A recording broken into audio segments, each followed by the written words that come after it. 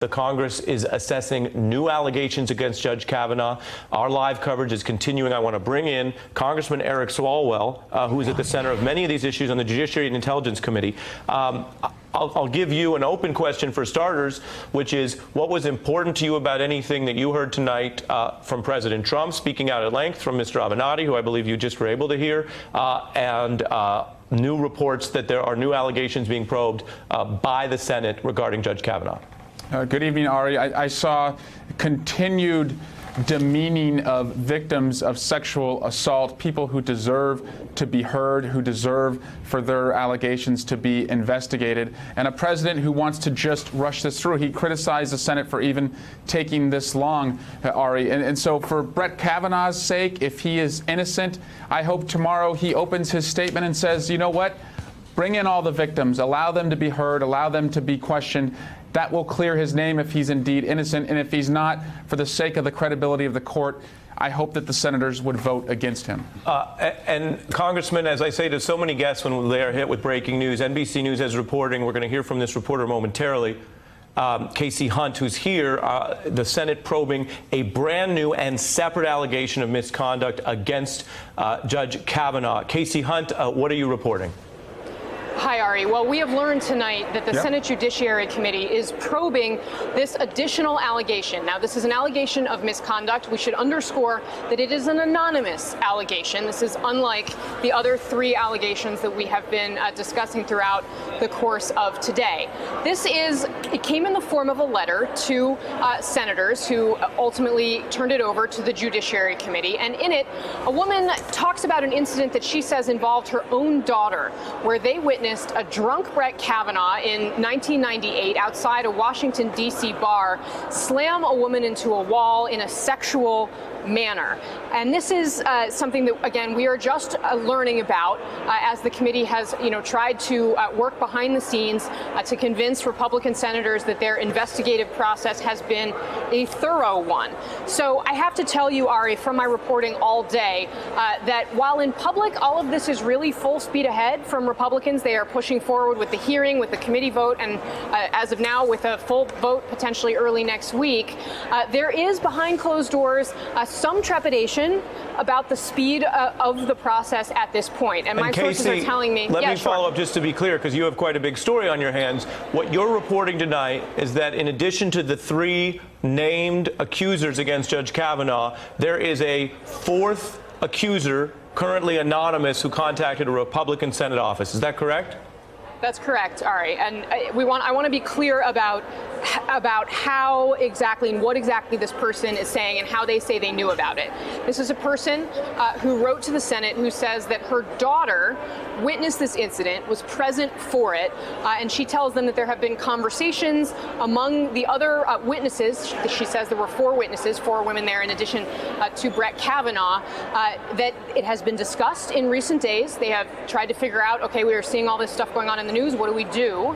And that ultimately they decided to remain anonymous because, of course, as we've seen, it can be very difficult, the scrutiny that comes if you are somebody in this position.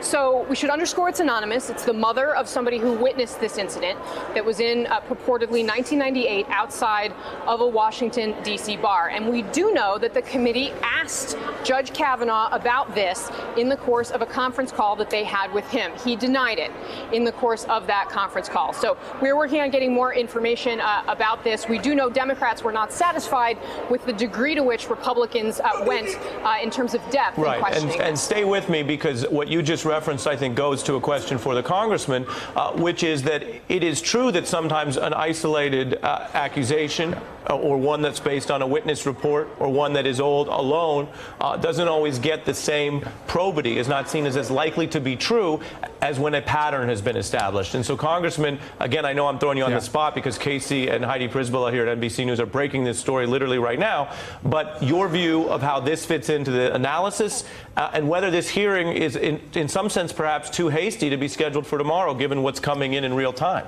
It is too hasty. The best thing would be to put the brakes on it and investigate it. But Ari, I've seen this in many courtrooms where it's very easy to isolate one incident and shine inaccuracies or inconsistencies on that case. But the more and more cases that are separate and independent that look the same, pretty soon a prosecutor starts to say to a jury, and this is not a jury, but it's allegations that the arrows are pointing in the same directions. And what are the chances that 3 or 4 women independently who never met each other would have similar experiences with one person? So either, Ari, this person committed these horrific acts, or he is the single unluckiest person in the world for these people to conspire and make up lies against him. But it's a very hard case to make, the more allegations that come in. And even the counter example you imagine, right, as a potential conspiracy, you use the potential word conspire, would indicate or involve these people all having some communication. What's interesting about this letter coming into a Republican Senate office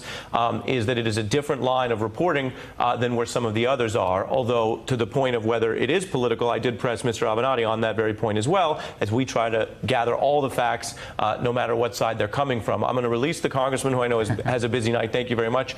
Thank you, with the 2.5 minutes we have left on this broadcast, I'll whip around as fast as I can, starting with you, Eleanor.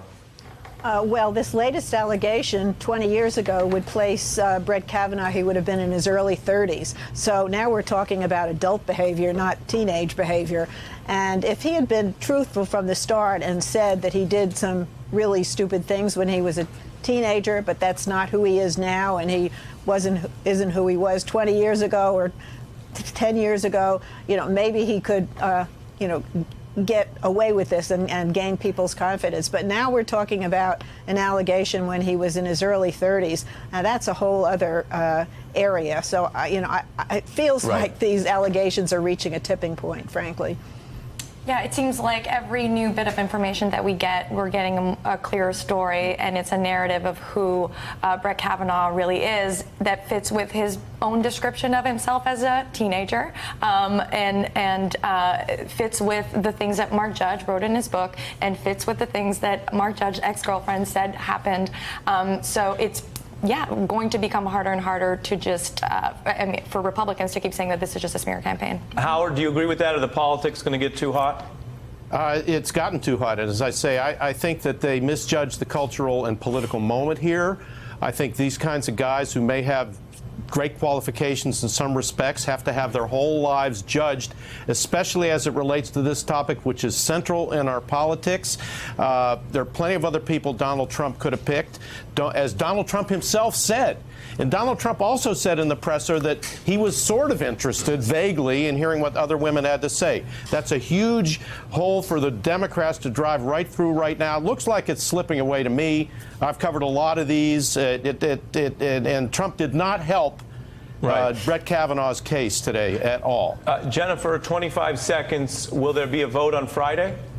I sincerely doubt it. I would make 2 points. First, alcohol is central to this, and I think the FBI is just the organization to explore what kind of alcohol problem, or if he has an alcohol problem, or what he does with alcohol. And secondly, imagine if this was a black teenager. Would any of those Republicans not be calling for a full investigation of the police, of the FBI? This guy is a white guy of privilege, and that's a problem for them. You used the word privilege, and that is a question that's going to circle around tomorrow. How are people treated? How should they be treated? And what does America make of this hearing? I want to give my special thanks. Hey, I'm Ari Melber from MSNBC. You can see more of our videos right here, or better yet, subscribe to our YouTube channel below. You could have been anywhere in the world, but you're here with us, and we appreciate that.